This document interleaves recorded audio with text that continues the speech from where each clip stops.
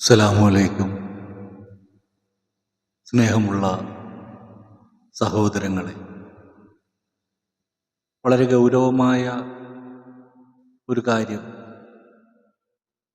നമ്മുടെ മുസ്ലിം ഉമ്മത്തുകൾ വളരെ ശ്രദ്ധയോടുകൂടി കേൾക്കേണ്ട ഒരു വിഷയമാണ് ഞാൻ സംസാരിക്കുന്നത്. മുസ്ലിങ്ങളിൽ മുസ്ലിം വേഷധാരികളായ ചില നുഴഞ്ഞുകയറ്റക്കാർ ഉണ്ടായിട്ടുണ്ട്.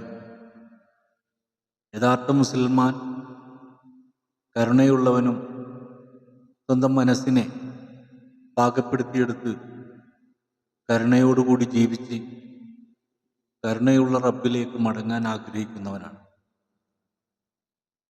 അതിനുവേണ്ടിയാണ് മുൻകാല പ്രവാചകന്മാരെല്ലാവരും ഒരു തിരിച്ചറിവില്ലാത്ത സമുദായത്തിലേക്ക് വരികയും അവർക്ക് തിരിച്ചറിവ് നൽകിക്കൊണ്ട് അത്തരം തിരിച്ചറിവുകൾ നൽകുമ്പോൾ തിരിച്ചറിയാത്തവർ ശത്രുക്കളായി മാറിക്കൊണ്ട് അവരെ മാനസികമായും ശാരീരികമായും എല്ലാ തരത്തിലും ഉപദ്രവങ്ങൾ കൊണ്ട് പൊറുതിമുട്ടിച്ചപ്പോൾ അതുമായി ബന്ധപ്പെട്ടുകൊണ്ടുണ്ടായ പലതരം സംഘട്ടനങ്ങൾ, യുദ്ധങ്ങൾ, അതിൽ നിന്നെല്ലാം ഉടലെടുത്ത് വന്നതാണ് ഓരോ മതങ്ങളും. അപ്പോൾ തിരിച്ചറിവില്ലാത്തവരിൽ നിന്ന് തിരിച്ചറിവുള്ളവർ ഉണ്ടാകാൻ വേണ്ടിയാണ് അത്തരം സമരങ്ങൾ, പ്രതിഷേധങ്ങളൊക്കെ നടന്നത്. ആ ചരിത്രങ്ങളെല്ലാം പിന്നീട് ഗ്രന്ഥങ്ങളായി മാറുകയും ആ ഗ്രന്ഥങ്ങൾ വെച്ചുകൊണ്ട് മനുഷ്യനെ നന്മയിലേക്ക് നയിക്കുന്നവരും, എങ്കിൽ ഈ നുഴഞ്ഞുകയറ്റക്കാർ അതേ ഗ്രന്ഥം ഉപയോഗിച്ചുകൊണ്ട് മനുഷ്യരെ ഭിന്നിപ്പിക്കുകയും ചെയ്യുന്ന ഒരവസ്ഥ നമുക്ക് ഈ കാലഘട്ടത്തിൽ കാണാൻ കഴിയുന്നുണ്ട്. പല സംഭവവികാസങ്ങളും പലതരത്തിലും വളച്ചൊടിച്ച് മുസ്ലിങ്ങളെ ഭിന്നിപ്പിക്കാനും മുസ്ലിങ്ങളെ ഉന്മൂലനം ചെയ്യാനും വേണ്ടി പല ആളുകൾ പലതരത്തിൽ പല പേരുകൾ കൊടുത്തുകൊണ്ട് തന്നെ യൂട്യൂബിലും മറ്റും പലതരത്തിലുള്ള പോസ്റ്ററുകൾ സ്ഥാപിച്ചുകൊണ്ട് എത്രത്തോളം മുസ്ലിമിനെ ആക്രമിക്കാൻ പറ്റുമോ അത്രത്തോളം വർഗീയ വിഷം മനുഷ്യർക്കുള്ളിലേക്ക് കടത്തിവിടുന്ന, പരസ്പരം സ്നേഹത്തോടുകൂടിയും സാഹോദര്യത്തോടുകൂടിയും കഴിയുന്നവരെ ഭിന്നിപ്പിക്കാൻ വേണ്ടി ചില ആളുകൾ അവരവരുടെ ദൈവങ്ങളെ ഉയർത്തിക്കാണിച്ച് പ്രകോപിപ്പിച്ചുകൊണ്ട് പല പ്രശ്നങ്ങളും സൃഷ്ടിക്കാൻ വേണ്ടി പാടുപെടാൻ തുടങ്ങിയിട്ട് കാലം കുറയായി. മുസ്ലിങ്ങളായ നാം വളരെ ഗൗരവത്തോടുകൂടി ചിന്തിക്കേണ്ട ഒരു വിഷയം എന്താണെന്ന് വെച്ചാൽ, ഈ ലോകത്ത് കടന്നു വന്ന ഓരോ പ്രവാചകന്മാരും വരാൻ പോകുന്ന കാര്യങ്ങൾ മുൻകൂട്ടി കാണാൻ കഴിവുള്ളവരായിരുന്നു. അതവർക്ക് ദൈവം കൊടുത്തൊരനുഗ്രഹവുമായിരുന്നു. അതുകൊണ്ട് അത്തരം കാര്യങ്ങളെ ഓർമ്മപ്പെടുത്തിക്കൊണ്ട് ഓരോ പ്രവാചകന്മാരും ഓരോ കാലഘട്ടത്തിലും കടന്നു വന്നപ്പോൾ അതെല്ലാം മനസ്സിലാക്കിയ അവരുടെ കൂടെയുള്ളവർ പിന്നീടുള്ള തലമുറക്ക് പറഞ്ഞു കൊടുക്കുകയും അത് മനസ്സിലാക്കിക്കൊണ്ട് ജീവിക്കാൻ ശ്രമിക്കുന്നവരും, എങ്കിൽ ആ വിഷയത്തെ അവരവരുടെ സൗകര്യത്തിന് വളച്ചൊടിച്ചുകൊണ്ട് പലതരം വിഭാഗങ്ങൾ ഉണ്ടാവുകയും ആ വിഭാഗങ്ങൾ അവരവരുടേതായ ആചാരങ്ങൾ കൊണ്ട് മുന്നോട്ട് പോവുകയും ഒക്കെ ചെയ്തുകൊണ്ടിരിക്കുമ്പോൾ അതിനിടയിലേക്ക് ചില പുത്തൻവാദികൾ കടന്നു വന്നുകൊണ്ട് എത്രത്തോളം ഇസ്ലാമിനെ കരിവാരിത്തേക്കാൻ പറ്റുമോ അത്രത്തോളം കരിവാരിത്തേക്കാനുള്ള സൗകര്യം ഒരുക്കി കൊടുക്കുകയാണ് മറ്റുള്ളവർ. പ്രവാചക പ്രഭു മുഹമ്മദ് റസൂലുള്ളാഹി സ്വല്ലല്ലാഹു അലൈഹി വസല്ലമ തങ്ങൾ പറഞ്ഞു, ഈ കഅബ പൊളിക്കപ്പെടും. അത് പൊളിക്കുന്നതിനെക്കുറിച്ചിട്ടുള്ള എല്ലാ രീതികളും പ്രവാചകൻ നേരത്തെ തന്നെ പറഞ്ഞു വെച്ചിട്ടുണ്ട്. ആ കഅബയുടെ മുകളിൽ ആദ്യം കയറുന്ന ആൾ ആരായിരിക്കുമെന്നും അയാളുടെ രൂപവും നിറവും അയാളുടെ കാൽപാദങ്ങളെക്കുറിച്ചുമൊക്കെ വളരെ വ്യക്തതയോടുകൂടി തന്നെ പറഞ്ഞു വെച്ചിട്ടുണ്ടെങ്കിൽ അത്തരം ആളുകൾ ഉടലെടുക്കുകയും അത്തരം സംഭവങ്ങൾ വരാൻ സാധ്യതയുണ്ടാവുകയും എന്നുള്ള ഒരു മുന്നറിയിപ്പ് ഈ വിശ്വാസത്തിൽ നിലകൊള്ളുന്നവർക്ക് നേരത്തെ തന്നെ താക്കീത് നൽകിയിട്ടുണ്ട്. യഥാർത്ഥത്തിൽ ഇതെല്ലാം കേൾക്കുന്ന നമ്മൾ പ്രവാചകനെ വളരെയധികം സ്നേഹത്തോടുകൂടി കാണുകയും പ്രവാചകൻ പറഞ്ഞതെല്ലാം അപ്പാടെ സംഭവിക്കുകയും ചെയ്യുന്നു എന്ന് പറഞ്ഞുകൊണ്ട് ഇരിക്കുകയല്ലാതെ പറഞ്ഞ കാര്യങ്ങൾ വരാതിരിക്കാൻ വേണ്ടി ശ്രമിക്കുന്ന ഒരു മുസ്ലിമും ഇവിടെ ഉണ്ടായിട്ടില്ല എന്നുള്ളതാണ് ഏറ്റവും വലിയ സത്യം. എത്രത്തോളം ഇസ്ലാമിനെ പരിഹസിക്കാൻ പറ്റുമോ അത്രത്തോളം പരിഹസിക്കാൻ വേണ്ടി ഇസ്ലാം വേഷധാരികളായ ചിലർ വളരെ മോശമായ തരത്തിൽ ഈ സൂഫികളെക്കുറിച്ചും അവരുടെ ജാറങ്ങളെക്കുറിച്ചുമൊക്കെ അപകീർത്തിപ്പെടുത്തുന്ന തരത്തിൽ കട്ടനിട്ടുകൊണ്ട് താടി വളർത്തിക്കൊണ്ട് ആയത്തുകൾ ഓതിക്കൊണ്ട് പലതരത്തിലുള്ള ദുർവ്യാഖ്യാനങ്ങൾ നൽകിക്കൊണ്ട് ഒരറിവുമില്ലാത്ത സാധാരണക്കാരായ അള്ളാഹുവിനെ ഭയന്ന് ജീവിക്കുന്ന മനുഷ്യരെ പലതരത്തിൽ സ്പ്ലിറ്റാക്കാൻ ശ്രമിക്കുന്ന പല വീഡിയോകളും എൻ്റെ ശ്രദ്ധയിൽപ്പെട്ടിട്ടുണ്ട്. നല്ലവരായ മുസ്ലിങ്ങൾ ശ്രദ്ധിക്കേണ്ട ഒരു പ്രധാനപ്പെട്ട വിഷയം, പ്രവാചകൻ പറയുന്ന കാര്യങ്ങൾ സത്യമാണെന്നും അത് സംഭവിക്കുമെന്നും മനസ്സിലാക്കുകയും എങ്കിൽ അത് നമുക്ക് അപകടകരമായ കാര്യമാണെങ്കിൽ അത് വരാതിരിക്കാൻ സൂക്ഷിക്കുകയും ചെയ്യുക എന്നുള്ളതാണ് യഥാർത്ഥമായ മനസ്സിലാക്കൽ. അല്ലാതെ ഇതെല്ലാം നബി പറഞ്ഞതാണ്, ഇതെല്ലാം നടക്കും നടക്കും നടക്കും എന്ന് പറയുന്ന പണ്ഡിതന്മാരെ നമുക്ക് കാണാൻ കഴിയുന്നുണ്ട്. പല സ്റ്റേജുകളിലും ഇരുന്നുകൊണ്ട് പൊട്ടിക്കരഞ്ഞുകൊണ്ട് വഴുതു പറയുന്ന പല പണ്ഡിതന്മാരും അന്ന് റസൂൽ പറഞ്ഞില്ലേ, ഇങ്ങനെ സംഭവിച്ചില്ലേ, അപ്പോൾ റസൂൽ ഇങ്ങനെ പറയുന്ന കാര്യമൊക്കെ സംഭവിച്ചുകൊണ്ടിരിക്കുകയാണ്. അങ്ങനെ സംഭവിച്ചുകൊണ്ടിരിക്കുകയാണെങ്കിൽ ഈ കഅബ പൊളിക്കും എന്ന് പറഞ്ഞതും സംഭവിക്കാൻ പോകുന്ന ഒരു വലിയ കാര്യം തന്നെയാണ്. അതിൻ്റെ ലക്ഷണങ്ങളൊക്കെയാണ് നമ്മളിപ്പോൾ വീഡിയോയിലൂടെ കാണാൻ സാധിക്കുന്നത്.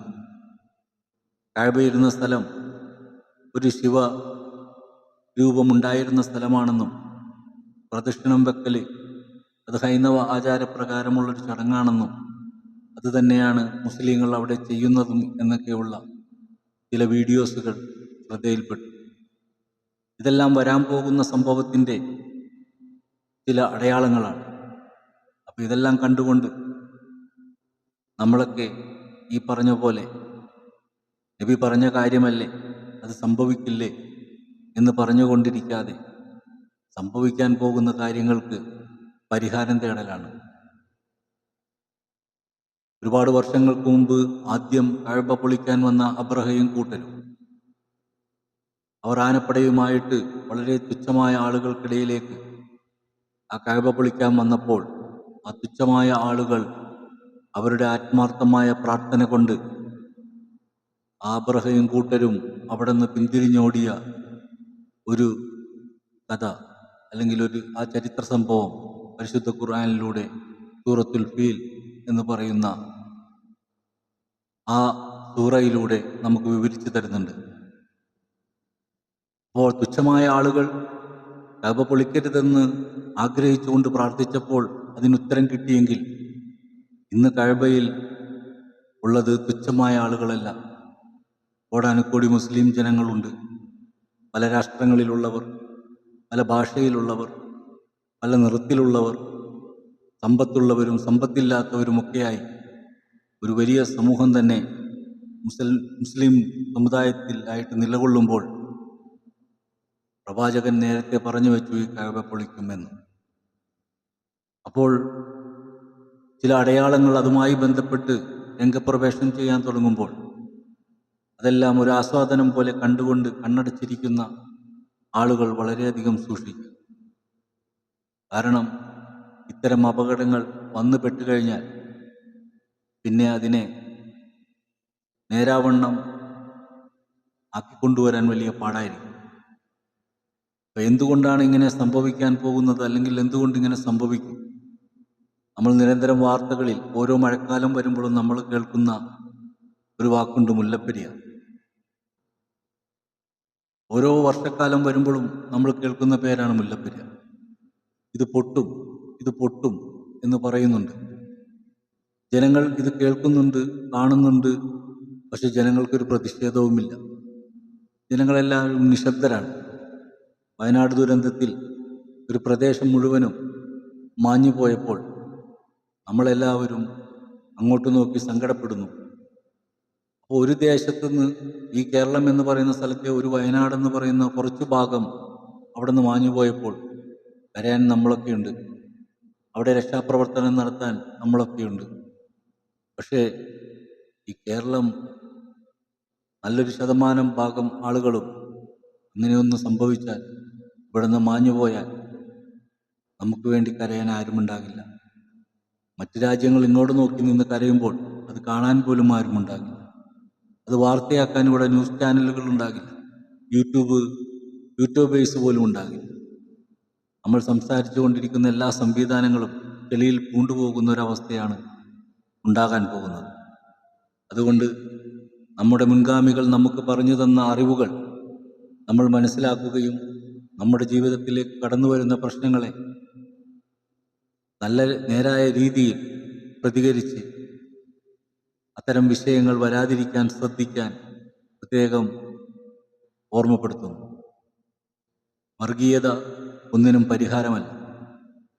വർഗീയത കാണിക്കുന്നവനും വർഗീയതയെ പ്രതിഷേധിക്കുന്നവനും എത്ര അഹങ്കാരത്തോടുകൂടി ഈ ഭൂമിയിൽ എന്തെല്ലാം കാട്ടിക്കൂട്ടിയാലും എല്ലാവരും ഈ ഭൂമിയിൽ മണ്ണിൽ മറയാനുള്ളവൻ തന്നെയാണെന്നുള്ളൊരു ഓർമ്മയോടുകൂടി ജീവിക്കുക. തൻ്റെ ചാനലിന് റേറ്റിംഗ് കൂട്ടാൻ വേണ്ടി തോന്നിവാസങ്ങൾ കാണിക്കുന്ന പലതരം ആളുകളെ നമുക്ക് കാണാം. അതുപോലെ സ്വന്തം നഗ്നത പ്രദർശിപ്പിച്ചുകൊണ്ട് ചാനൽ ബൂസ്റ്റപ്പ് ചെയ്യുന്ന സ്ത്രീകളെയും നമുക്ക് കാണാൻ കഴിയും. അപ്പോൾ എത്രത്തോളം മനുഷ്യൻ തരം താഴുന്നു പണത്തിന് വേണ്ടി. പണമാണ് എല്ലാവരുടെയും പ്രധാന ഹേതു എന്ന് പറയുന്നത്. സ്വത്തുള്ളവനിക്ക് പിന്നെയും സ്വത്തിനോടുള്ള ആർത്തി, പണമുള്ളവന് പിന്നെയും പണത്തിനോടുള്ള ആർത്തി, അങ്ങനെ എല്ലാത്തിനോടും ആർത്തി പിടിച്ചിട്ട് അവസാനം ഒന്നും രുചിക്കാൻ പോലും കഴിയാതെ ഭൂമിയിലേക്ക് മറയേണ്ടവനാണെന്നുള്ളൊരു ഓർമ്മ പോലുമില്ലാതെ അവൻ കേൾക്കുകയും മറക്കുകയും ചെയ്യുന്ന ഒരവസ്ഥയാണ് കാണുന്നത്.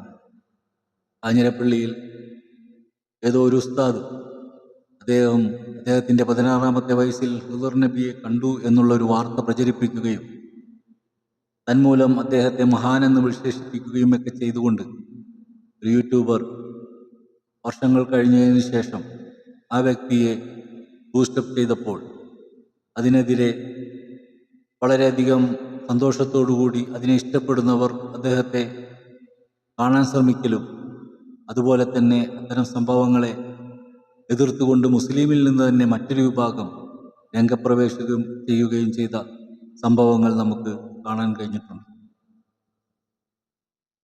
എന്തെങ്കിലും ഒരു സംഭവം ഉണ്ടായാൽ അതാരും വിളിച്ചു കൂവേണ്ട ആവശ്യമൊന്നുമില്ല. ഇവിടെ ശരിയായ കാര്യങ്ങൾ ശരിയായ രൂപത്തിൽ തന്നെ നടക്കും, തെറ്റായ കാര്യങ്ങൾ തെറ്റായ രൂപത്തിൽ നടക്കും. ശരിയും തെറ്റും തിരിച്ചറിയാൻ കഴിവുള്ളവനാണ് മനുഷ്യൻ. എന്തെല്ലാം ചെയ്തു കൂട്ടിയാലും ആരും അറിയാതെ തന്നെ മൺമറഞ്ഞു പോയാലും ഈ ഭൂമിയിൽ സത്യത്തോടുകൂടി ജീവിച്ചവനെ ഭൂമി ഉയർത്തെഴുന്നേൽപ്പിക്കും. അതിന് ആരുടെയും സഹായം ആവശ്യമില്ല. അതിനുവേണ്ടി ഒരു ബൂസ്റ്റപ്പിൻ്റെയും ആവശ്യമില്ല. അതിനുവേണ്ടി ഖുദർ നബിയെ കണ്ട കഥ പറയേണ്ട ആവശ്യവുമില്ല. ഓരോ വ്യക്തികളുടെയും അനുഭവങ്ങൾ അവരവർക്ക് വലുതാണ്. അനുഭവിച്ച കാര്യം ഒരാൾക്ക് പറഞ്ഞു കൊടുത്ത് മനസ്സിലാക്കാൻ കഴിയുന്നൊരു കാര്യമല്ല. അത് അനുഭവിച്ചവനിക്ക് മാത്രം മനസ്സിലാകുന്നൊരു കാര്യമാണെന്ന് പ്രത്യേകം ശ്രദ്ധിക്കണം. ഒരാളുടെ കൈ മുറിഞ്ഞാൽ അതിൻ്റെ വേദന അയാളാണ് അനുഭവിക്കുന്നത്. നോക്കി നിൽക്കുന്നവനിക്ക് ആ വേദന തിരിച്ചറിയാൻ കഴിയണമെങ്കിൽ അവൻ്റെ കൈയും അതുപോലെ മുറിയണം. അല്ലാതെ അത് മനസ്സിലാക്കാൻ കഴിയില്ല. നമുക്ക് ആശ്വസിപ്പിക്കാനേ പറ്റുള്ളൂ. വേദനയെ തിരിച്ചറിയാതെ നമ്മൾ ആശ്വസിപ്പിക്കും. പക്ഷെ വേദനയുള്ളവനിക്ക് ആ ആശ്വാസം അത്ര സുഖമായിട്ട് തോന്നണമെന്നില്ല. എന്നതുപോലെയാണ് അനുഭവങ്ങൾ. അനുഭവങ്ങളുള്ളവർ ഇത് വിളിച്ചു പറയാതിരിക്കും. പറയേണ്ടത് ആരോടാണ്? തന്നെ മനസ്സിലാക്കുന്നവരോട് മാത്രം പറയാൻ ശ്രമിക്കുക. അല്ലാതെ ഇത്തരം ചാനലുകളിൽ ഇരുന്നു കൊണ്ട് കറാമത്തുകളും വലിയ വലിയ സംഭവങ്ങളൊക്കെ നടന്നതായിരിക്കാം, പക്ഷെ ഉൾക്കൊള്ളില്ല. പ്രത്യേകിച്ച് മുസ്ലിങ്ങൾ. ഭഗവാൻ ശ്രീകൃഷ്ണൻ അവരുടെ ഒരു കഥ പറയുമ്പോൾ ഒരു ആൾ, ആ കഥ ഞാൻ പറയുകയാണ്. എനിക്കതിൻ്റെ പൂർണ്ണമായ പേരും കാര്യമൊന്നും അറിയില്ല, എങ്കിലും കേട്ട ഒരു കഥയാണ്. ആ കഥ ഒരു പാട്ടായിട്ട് തന്നെ അമ്പലങ്ങളിൽ നിന്നൊക്കെ ഞാൻ പലപ്പോഴും കേട്ടിട്ടുണ്ട്.